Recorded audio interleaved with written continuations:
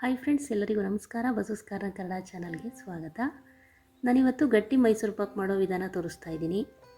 ಇದು ನಮಗೆ ಬೇಕ್ರಿನಲ್ಲೆಲ್ಲ ಸಿಗುತ್ತೆ, ಹಾಗೆಯೇ ಫಂಕ್ಷನ್ಗಳಲ್ಲೆಲ್ಲ ಮಾಡ್ತಿರ್ತಾರೆ. ನೋಡೋದಕ್ಕೆ ಮಾತ್ರ ಗಟ್ಟಿ ಅನಿಸುತ್ತೆ, ಆದರೆ ಬಾಯಲ್ಲಿಟ್ಟರೆ ಕರಗುತ್ತೆ. ನೋಡಿ, ಈ ಥರ ಗೂಡು ಸ್ಟ್ರಕ್ಚರ್ ಬರೋ ಹಾಗೆ ಹೇಗೆ ಮೈಸೂರು ಪಾಕ್ ಮಾಡ್ಕೊಳ್ಳೋದು ಅನ್ನೋದನ್ನು ಈ ವಿಡಿಯೋದಲ್ಲಿ ನೋಡೋಣ.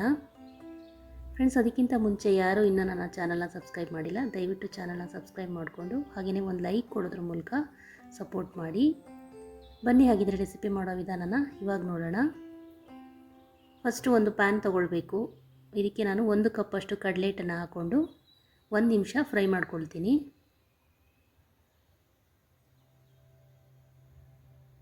ಮೀಡಿಯಮ್ ಟು ಲೋ ಫ್ಲೇಮ್ನಲ್ಲೇ ಇಟ್ಕೊಂಡು ಸ್ವಲ್ಪ ಕಡಲೆ ಹಿಟ್ಟನ್ನು ಬೆಚ್ಚಗೆ ಮಾಡ್ಕೊಳ್ಬೇಕು. ಹೆಚ್ಚಿಗೆ ಉರಿಯೋದೇನು ಬೇಡ, ಗಂಟೆಲ್ಲ ಇರುತ್ತಲ್ವ ಅದೆಲ್ಲ ಒಡೆಯೋ ಹಾಗೆ ಫ್ರೈ ಮಾಡಿಕೊಂಡ್ರೆ ಸಾಕು.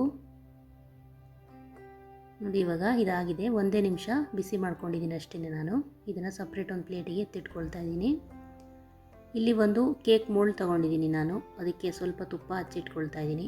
ನೀವು ಕೇಕ್ ಮೋಲ್ಡ್ ಇದ್ದರೆ ತೊಗೊಳ್ಬೋದು, ಇಲ್ಲಾಂದರೆ ಪ್ಲೇಟ್ ಬೇಕಾದರೂ ತೊಗೊಳ್ಬೋದು. ಸ್ವಲ್ಪ ಕಟ್ ಮಾಡೋದಕ್ಕೆ, ಪೀಸಸ್ನ ಕಟ್ ಮಾಡೋದಕ್ಕೆ ಈಸಿ ಆಗೋ ಥರ ಯಾವುದಾದ್ರೂ ಪ್ಲೇಟ್ನ ತೊಗೊಳ್ಳಿ. ಅದಕ್ಕೆ ತುಪ್ಪನ ಈ ಥರ ಹಚ್ಚಿ ಇಟ್ಕೊಳ್ಳಿ. ಇಲ್ಲಿ ಒಂದು ಪ್ಯಾನ್ ತೊಗೊಂಡಿದ್ದೀನಿ, ಅದಕ್ಕೆ ನಾನು ಸುಮಾರು 1.5 ಕಪ್ಪಷ್ಟು ಸಕ್ಕರೆ ಹಾಕ್ಕೊಳ್ತಾ ಇದ್ದೀನಿ. ನೋಡಿ, ಫಸ್ಟು 1 ಕಪ್ ಹಾಕಿದೆ, ಇವಾಗ ಅರ್ಧ ಕಪ್ಪಷ್ಟು ಹಾಕ್ಕೊಂಡಿದ್ದೀನಿ. ಹಾಗೆಯೇ 1 ಕಪ್ಪಷ್ಟು ನೀರು ಹಾಕ್ಕೊಳ್ತಾ ಇದ್ದೀನಿ.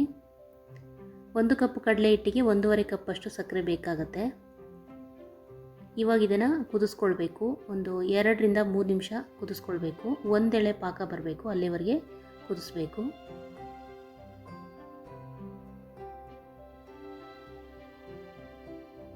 ಮೀಡಿಯಮ್ ಟು ಲೋ ಫ್ಲೇಮ್ನಲ್ಲಿದ್ದರೆ ಒಂದು 2ರಿಂದ 3 ನಿಮಿಷದಲ್ಲೆಲ್ಲ ರೆಡಿ ಆಗುತ್ತೆ. ಇದು ನೋಡಿ, ಚೆಕ್ ಮಾಡಿ ತೋರಿಸ್ತಾ ಇದ್ದೀನಿ. ಆಗಿದೆ ಇದು. ಈ ಥರ ಒಂದು ಲೈನ್ ಬರಬೇಕು ನೋಡಿ, ದಾರ ಥರ ಬಂದರೆ ರೆಡಿಯಾಗಿದೆ. ಇದು ಹದವಾಗಿ ಕರೆಕ್ಟಾಗಿದೆ ಅಂತ ಅರ್ಥ. ಇದಕ್ಕಿವಾಗ 1 ಕಪ್ಪಷ್ಟು ತುಪ್ಪ ಹಾಕ್ಕೊಳ್ತಾ ಇದ್ದೀನಿ ನಾನಿಲ್ಲಿ. 1 ಕಪ್ಪು ಕಡಲೆ ಹಿಟ್ಟಿಗೆ 1 ಕಪ್ಪಷ್ಟು ತುಪ್ಪ ಹಾಕ್ಕೊಳ್ತಾ ಇದ್ದೀನಿ. ಬೇಕಾದರೆ ನೀವು ಇನ್ನೂ ಅರ್ಧ ಕಪ್ಪು ಹಾಕ್ಕೊಳ್ಬೋದು. ಇವಾಗ ಇದಕ್ಕೆ ರೆಡಿ ಮಾಡಿ ಇಟ್ಕೊಂಡಿರೋವಂಥ ಕಡಲೆ ಹಿಟ್ಟನ್ನು ಹಾಕ್ಕೊಂಡು ಮಿಕ್ಸ್ ಮಾಡ್ಕೊಳ್ತಾ ಇದ್ದೀನಿ. ಈ ಥರ ಸ್ವಲ್ಪನೇ ಹಾಕ್ಕೊಂಡು ಮಿಕ್ಸ್ ಮಾಡ್ಕೊಳ್ಬೇಕು. ಒಂದೇ ಸಲ ಕಡಲೆ ಹಿಟ್ಟನ್ನು ಹಾಕ್ಕೊಳಕ್ಕೆ ಹೋಗಬಾರ್ದು.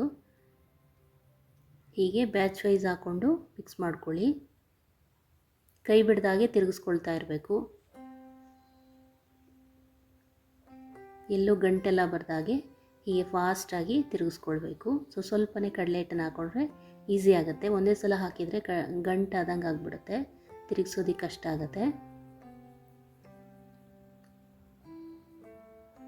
ಈ ಥರ ಎಲ್ಲ ಹಿಟ್ಟನ್ನು ಹಾಕ್ಕೊಂಡು ಚೆನ್ನಾಗಿ ಮಿಕ್ಸ್ ಮಾಡ್ಕೊಳ್ಬೇಕು. ಇದು ಸುಮಾರು ಇವಾಗ ಒಂದು 15ರಿಂದ 20 ನಿಮಿಷ ತಗೊಳುತ್ತೆ ಈ ಸ್ವೀಟ್ ಮಾಡಲಿಕ್ಕೆ. ಮೀಡಿಯಮ್ ಟು ಲೋ ಫ್ಲೇಮ್ನಲ್ಲೇ ಇಟ್ಕೊಂಡಿರಬೇಕು. ತಳ ಬಿಡೋ ಕನ್ಸಿಸ್ಟೆನ್ಸಿ ಬರೋವರೆಗೂ ತಿರುಗಿಸ್ಕೊಳ್ತಾನೆ ಇರಬೇಕು.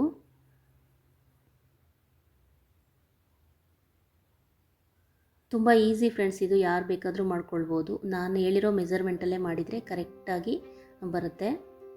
ನೋಡಿ, ಇವಾಗ ಸ್ವಲ್ಪ ತಳ ಬಿಡ್ತಾ ಇದೆ. ಇನ್ನು 1ರಿಂದ 2 ನಿಮಿಷದಲ್ಲೆಲ್ಲ ಇದು ರೆಡಿ ಆಗಿಬಿಡುತ್ತೆ. ಅಷ್ಟು ಹೊತ್ತು ಬಿಟ್ಟರೆ ಸಾಕು.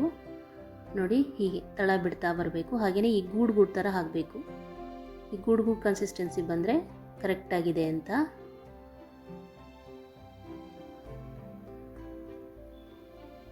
ಇವಾಗಿದು ರೆಡಿಯಾಗಿದೆ. ಮೋಲ್ಡಿಗೆ ಹಾಕ್ಕೊಳ್ಳೋಣ. ಇವಾಗ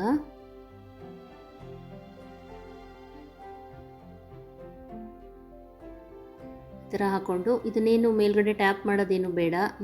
ಬಿಸಿ ಇರಬೇಕಾದ್ರೇ ಈ ಥರ ಲೈನ್ ಹಾಕ್ಕೊಳ್ಳಿ, ಆವಾಗ ಕಟ್ ಮಾಡೋದಕ್ಕೆ ಈಸಿ ಆಗುತ್ತೆ.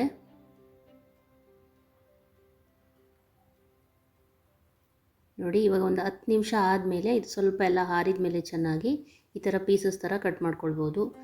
ಬಿಸಿ ಇರಬೇಕಾದ್ರೇ ಲೈನ್ ಹಾಕ್ಕೊಂಡಿದ್ರೆ ಕಟ್ ಮಾಡೋದಕ್ಕೆ ಈಸಿ ಆಗುತ್ತೆ, ಇಲ್ಲಾಂದರೆ ಕಟ್ ಮಾಡೋದಕ್ಕೆ ಪೀಸಸ್ ನೀಟಾಗಿ ಬರಲ್ಲ.